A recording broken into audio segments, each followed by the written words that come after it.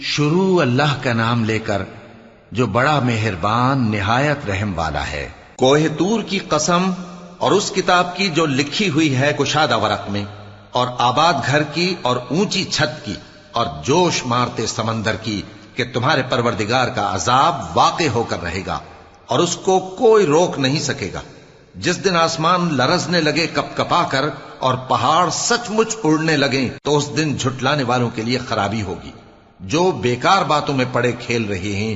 جس دن ان کو آتش جہنم کی طرف دھکیل دھکیل کر لے جائیں گے اور کہا جائے گا یہی وہ جہنم ہے جس کو تم جھوٹ سمجھتے تھے۔ تو کیا یہ جادو ہے یا تم کو نظر ہی نہیں آتا؟ اس میں داخل ہو جاؤ اور صبر کرو یا نہ کرو تمہارے لیے یکساں ہے۔ جو کام تم کیا کرتے تھے یہ انہی کا تم کو بدلہ مل رہا ہے۔ جو پرہیزگار ہیں وہ باغوں اور نعمتوں میں ہوں گے، جو کچھ ان کے پروردگار نے ان کو بخشا اس کی وجہ سے وہ خوشحال ہوں گے، اور ان کے پروردگار نے ان کو دوزخ کے عذاب سے بچا لیا۔ کہا جائے گا کہ اپنے اعمال کے صلے میں مزے سے کھاؤ اور پیو، تختوں پر جو برابر برابر بچھے ہوئے ہیں تکیے لگائے ہوئے ہوں گے، اور بڑی بڑی آنکھوں والی حوروں کو ہم ان کی بیویاں بنا دیں گے۔ اور جو لوگ ایمان لائے اور ان کی اولاد بھی راہ ایمان میں ان کے پیچھے چلی، ہم ان کی اولاد کو بھی ان کے درجے تک پہنچا دیں گے اور ان کے اعمال میں سے کچھ کم نہ کریں گے۔ ہر شخص اپنے اعمال میں پھنسا ہوا ہے، اور جس طرح کے میوے اور گوشت کو ان کا جی چاہے گا ہم ان کو عطا کریں گے۔ وہاں وہ جام شراب کی چھینا جھپٹی کریں گے جس کے پینے سے نہ کوئی لغو بات ہوگی اور نہ کوئی گناہ کا کام۔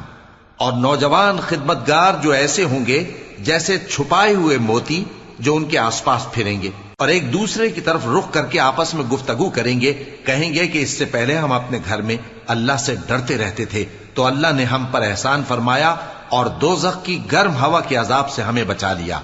اس سے پہلے ہم اسے پکارا کرتے تھے، بے شک وہ احسان کرنے والا ہے، مہربان ہے۔ تو اے پیغمبر تم نصیحت کرتے رہو، تم اپنے پروردگار کے فضل سے نہ تو کاہن ہو اور نہ دیوانے۔ کیا کافر یہ کہتے ہیں کہ یہ شاعر ہے اور ہم اس کے لیے زمانے کی گردش کا انتظار کر رہے ہیں؟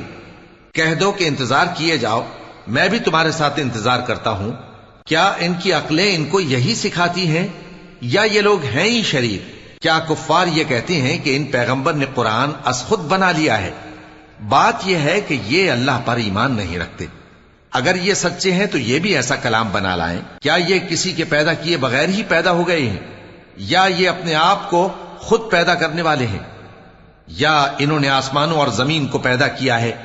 نہیں، بلکہ یہ یقین ہی نہیں رکھتے۔